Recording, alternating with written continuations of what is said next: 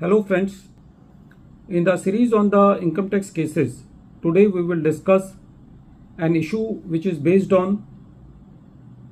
deduction under section 36 subsection 1 clause II, and the present issue before the Honorable Delhi ITAT A bench was that if some commission is paid to the directors of a company who are also the shareholders of the company, and this commission is if not in the nature of any profit distribution or dividend distribution, so whether this commission paid to the directors who are the shareholders of the assessee will be allowed under section 36 subsection 1 clause II. This issue has been decided by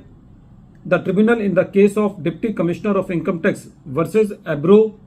Technologies Private Limited, and this case is reported in 124 ITR Tribunal, short notes 22,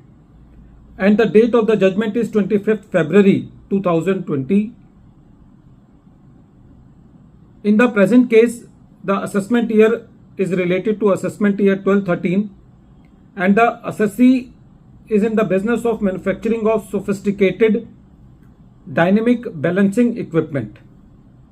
In the present case, during the previous year relevant to the assessment year 12-13, the assessee paid commission to the directors who were also the shareholders of the company and claimed the deduction under section 36 subsection 1 clause II. Broadly, section 36 subsection 1 clause II allows the payment of bonus or commission to the employees if they are not in the nature of profit or dividend distribution. But during the assessment proceedings, the learned assessing officer was of the considered view that whatever the payment on behalf of directors has been given as commission to them is not allowable under section 36 subsection 1 clause II because it is in the nature of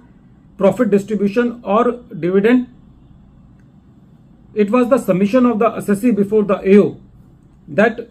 this payment is being regularly paid to the directors. It has been allowed by the revenue in the assessment proceedings of the earlier years under section 143 subsection 3, and due to this payment to the directors, the revenue of the company and profit of the company has increased manifold, and it is duly supported by the duly passed board resolution in the meeting of the directors. But the learned assessing officer was not convinced with the submissions of the assessee and made disallowance under section 36 subsection 1 clause II. When this matter was before the CIT appeal, by having the past history of the assessee and by relying on the jurisdictional High Court judgment in the case of AMD, Medplast Private Limited versus Deputy Commissioner of Income Tax, which is a 2012 judgment and which is reported in 341 ITR at page number 563, allowed the deduction to the assessee for the commission paid to the directors under section 36 subsection 1 clause II. The revenue preferred his appeal before the tribunal, and when this matter was heard by the tribunal said that in the present case the payment of the commission is already allowed by the revenue in the previous years also, and it is an undisputed fact that due to this payment the company has benefited, the rendition of the services have been proved, the profit element and the sales element of the company has increased in number of times because of the efforts of the directors, and this commission is duly supported by the board resolution. And in spite of that, in the present case, apart from the payment of the commission, the dividend is also being paid to the shareholders of the company as per the Companies Act 1956. So it cannot be said that this commission is also dividend. So the dividend allowed the appeal of the assessee, or in other words dismissed the appeal of the revenue. The crux of the case is that if the payment is made for the rendition of the services, then it cannot be dragged only by the nomenclature of the payment.